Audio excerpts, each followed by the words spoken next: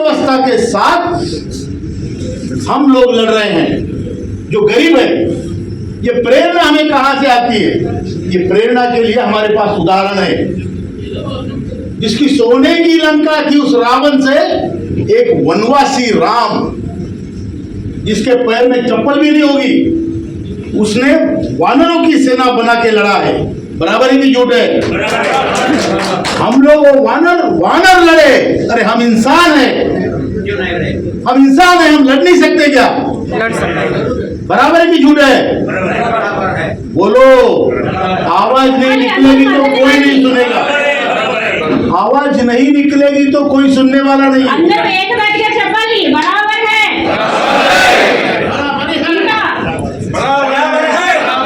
इनका action right. तो हम लोगों को ये लड़ाई हम जो लड़ रहे हैं, इसमें यश मिलने वाला है।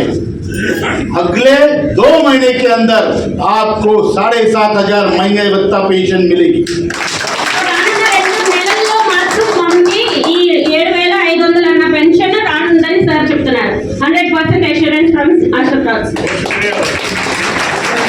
इसके अलावा मेडिकल फैसिलिटी मिलेगी।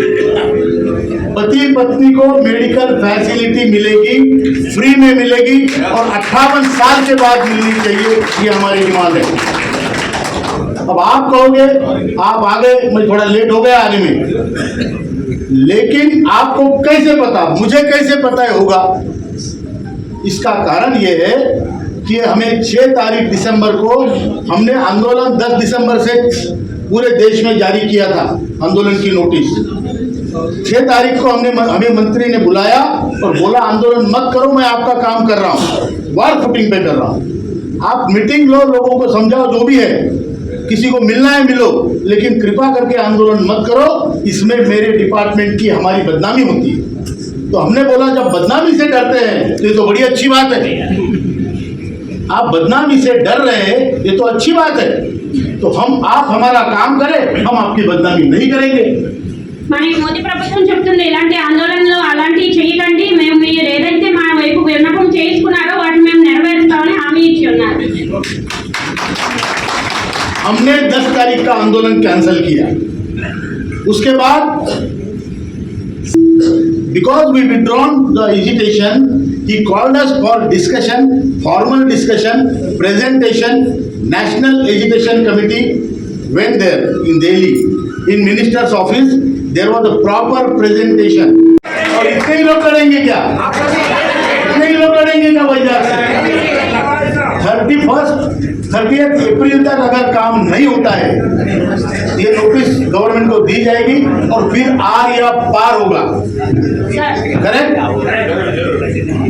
31 ఏప్రిల్ వరకు ఒకవేళ ఇది జరగకపోతే ఏదైతే సార్ కన్సర్న్ రైజ్ చేశారో మళ్ళీ ఒక ఆందోళన అంటూ జరుగుతుంది। సో మీరు అందరూ దానికి మద్దతు ఇవ్వడానికి తయారున్నారా? కేవలం మీరేనా, మీతో పాటు ఇంకా జనం తీసుకొస్తారా అని సార్ అడుగుతున్నారు। సో ఏకదాటిగా అందరి మద్దతు తెలుపుతారా లేదా?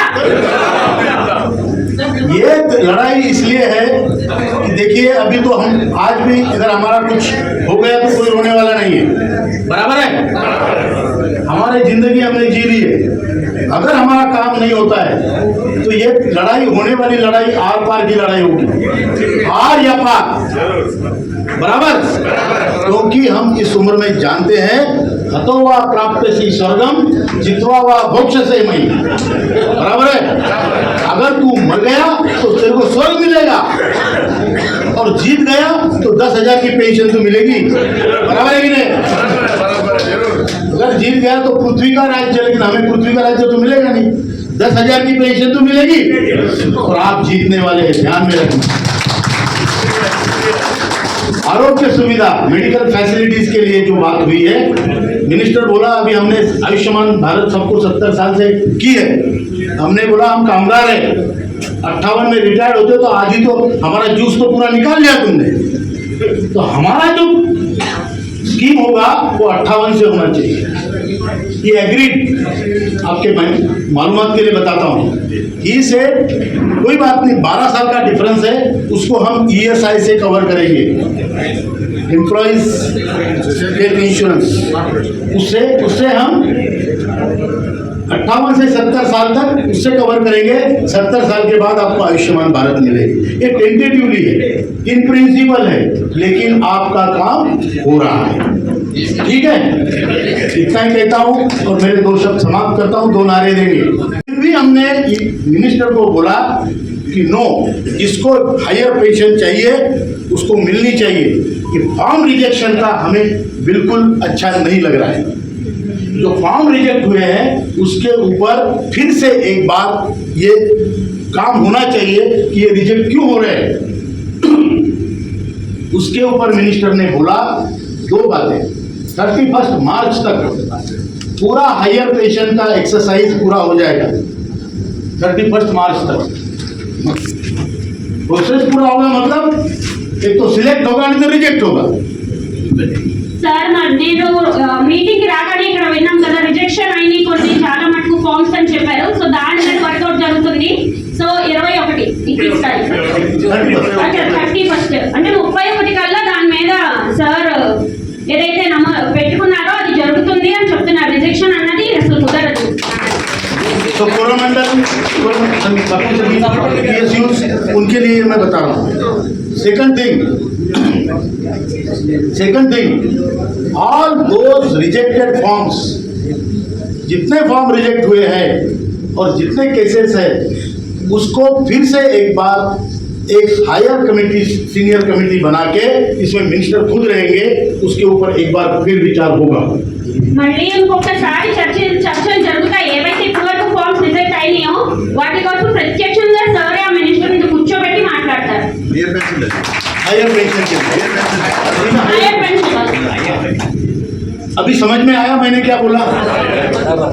कुछ डाउट है तो फिर भी बाद में पूछ सकते हैं। मैं यहाँ से अभी जा रहा हूँ, भुवनेश्वर में कल मीटिंग है, इसलिए मुझे यहाँ से जल्दी जाना पड़ेगा। ये किसी के पीछे जाना नहीं, कोई फॉर्म भरना नहीं है। जब डिसीजन होगा तो आपके अकाउंट में पैसा आना चाहिए, बराबर। हायर पेंशन का ऐसा है, अगर आपका पेमेंट कुछ ज़्यादा था और आपका जो डिडक्शन हुआ है 8.33 वो 15,000 बेसिक पे हुआ है, तो आपको पहले से लेके अब तक हर महीने का कैलकुलेशन करके उसके ऊपर का डिफरेंस पूरे पेमेंट का ब्याज के साथ देना है, क्यूमुलेटिव इंटरेस्ट के साथ देना है। वो कैलकुलेशन करके वो आपको डिमांड लेटर देते हैं, इतना पैसा भरो, फिर आपको एरियर्स भी मिलते हैं, बराबर। एरियर्स भी मिलते हैं और फिर उसके बाद पेंशन मिलती है। हायर पेंशन को डीए नहीं है, सुप्रीम कोर्ट के निर्णय में डीए का कोई उल्लेख नहीं है, तो डीए उसमें मिल भी नहीं सकता। मेरी बात समझ में आ रही है? అర్థమవుతుందా? ఇప్పుడు సార్ అయితే హైయర్ పెన్షన్ కోసం చెప్తున్నారు, వాళ్ళకి డిఏ లేదంట. సో ఒక్కసారి ప్రశాంతంగా లాస్ట్ లో కొంచెం సైలెంట్ గా ఉంటే విజయవంతంగా మీటింగ్ పూర్తవుతుందని మనవి. पीछे लोग बोल रहे हैं। दूसरी बात, जो हायर पेंशन के लिए हम पैसा भरते हैं वो कभी वापस नहीं आता, एरियर्स मिलेगा, लेकिन हमने जो पैसा जुगाड़ करके भरा है वो कभी भी वापस नहीं आएगा, बराबर। वो ईपीएफओ बरमुडा ट्रायंगल है, उसमें पैसा भरा कि वापस नहीं आता। अब आपको ये भी सोचना है कि अगर मैं ये पैसा बैंक में डालूं, if I deposit this money in a bank, मेरे को इसका कितना ब्याज मिलेगा, वो मिला के और मिनिमम पेंशन मिला के मेरे को टोटल कितना मिलता है, बराबर है। अब क्या होता है, आपने 20 लाख रुपया डिपॉजिट इसमें अपना ईपीएफओ को दिया, बरमुडा ट्रायंगल में डाला और आपका ऊपर का कॉल आया, हेलो, वो मिस कॉल नहीं होता है, वो कड़क कॉल होता है, मिस कॉल नहीं होता है। और आप ऊपर जाने के बाद वो आपका बेटा बोलेगा बुढ़ा गया लेकिन 20 लाख का चूना लगा दिया, वो वापिस नहीं मिलेगा। और हम इस उम्र में है एज वाइज, किसको क्या कब होगा कुछ मालूम नहीं है, इंक्लूडिंग नहीं, सही है ना। और अगर समझो आपने हायर पेंशन नहीं ली और ये पैसा डिपॉजिट डाल दिया कहीं पे, तो आपके मरने के बाद बेटा खुश होगा। बोलेगा बाबा गए लेकिन अप्पा गए लेकिन कम से कम 20 लाख रुपए देके गए। करेक्ट? तो भी हमने तो ये पूरा उसका सारांश है। मैंने अपने भगवान को ढूंढ लिया है। आपके भगवान किधर है? जो इधर आज एब्सेंट है वो आपके भगवान है, उनको ढूंढो। వెతకండి ఎవరైతే ఇంకా మన మీటింగ్ ఇలా పెడుతున్నప్పుడు మన మద్దతు ఇంకా తెలపలేకుండా ఉండిపోయారో వాళ్ళని కూడా తీసుకుని రండి, ఏకదాటిగా మన మద్దతు తెలుపుతామని చెప్తున్నారు। उनको ले जाओ। वैजाग जैसे सिटी में पिछली बार भी राजशेखर जी थे, तब वादा हुआ था हमारा कि 1 लाख लोग तो कम से कम। లాస్ట్ మీటింగ్ లో చెప్పున్నారు 1 లక్ష పైగా జనాలు వస్తారు అని, మరి ఇప్పుడు నెక్స్ట్ తీసుకొస్తారా లేదా చెప్పండి? తీసుకొస్తాం। इतना इंडस्ट्रियल सिटी, स्टील सिटी, इतना बड़ा पोर्ट है, इतने बड़े बड़े PSUs है, और ये लोग अगर इकट्ठा नहीं हो सकते, मैं जानता हूँ बहुत बड़े लोग हैं, अगर इकट्ठा नहीं हो सकते तो हमारी बात कौन सुनेगा? सेकंड थिंग, दूसरी बात, second thing I want to tell you कि ये जो काम करने वाले कार्यरत कर्मचारी है उनके घर में जाओ, उसको बोलो मेरे को 1000 पेंशन है, मैं आपका भविष्य हूँ। I am your future. Look at me. I am getting 700 rupees pension. उनको जगाओ, नहीं तो ये ऐसे ही मरेंगे। और मैं बता रहा हूँ, मैं आपको नहीं कुछ कह रहा हूँ, लेकिन ट्रेड यूनियन ने जो आपका हाल किया है उससे ज्यादा बुरा हाल इनका होने वाला है। बराबर है? ఏదైతే మన ఇప్పుడు ట్రేడ్ యూనియన్ మన ఈ పరిస్థితి తీసుకొచ్చిందో దుస్థితి, ఇప్పుడు మనకి ఈ దుస్థితి మనది కాదు, నెక్స్ట్ వాళ్ళకి ఆ దుస్థితి తేనున్నామని సార్ చెప్తున్నారు। इसलिए उनको भी जगह साथ में ले लो, इसमें किसी का स्वार्थ नहीं है। ये अभी देखना मल्टीनेशनल कंपनी जा रही है, बड़ी बड़ी कंपनी जा रही है, सब मालिकों का प्रभाव ज्यादा रहेगा, कामगारों की तरफ कौन देखेगा भाई? बराबर है कि नहीं? इसलिए अपने को खुद खड़ा होना पड़ेगा। మన యుద్ధం మనమే పోరాడాలి, మనమే ఐక్యమత్యంగా ఉండాలి, మనమే మద్దతు తెలపాలి, మనతో పాటు ఒక 10 మందిని ఇంకా మనం దీంట్లో జాగృతం చేయాలి అన్నది సార్ ఉద్దేశం। अभी हायर पेंशन, मिनिमम पेंशन की बात मैं करता हूँ, काफी उसके लिए लोग पूछ रहे हैं। मिनिमम पेंशन का मतलब है जिसको कोई पैसा भरना नहीं है, जिसको 1 रुपया भी पेंशन है उसको 7,500 और महंगाई भत्ता मिलना चाहिए। ఎవరైతే ఇంకా రూపాయి కూడా కట్టరు వాళ్ళకి కూడా 7,500 రూపాయలు రావాల్సిందే అని సార్ చెప్తున్నారు। ఒక్కసారి ప్రశాంతంగా వింటే మీటింగ్స్ वो मिनिमम पेंशन है। हम इस जिंदगी में एक बार आए हैं, हमारा कुछ ज्यादा बचा नहीं, 5-10 साल बचे हैं। वो 5-10 साल हम इज्जत से जीना चाहते हैं। We want to live with dignity and we want to die with dignity. हम अपने सीता की लकड़ियां हम खुद खरीदना चाहते हैं, अपने दफन का कफन हम खुद खरीदना चाहते हैं। मेरा पैसा तुम लेके बैठे हो और मैं दर की ठोकरें खा रहा हूं, ये कौन सा बनवास है? इसलिए लड़ाई है, इसको हल्के में मत लेना।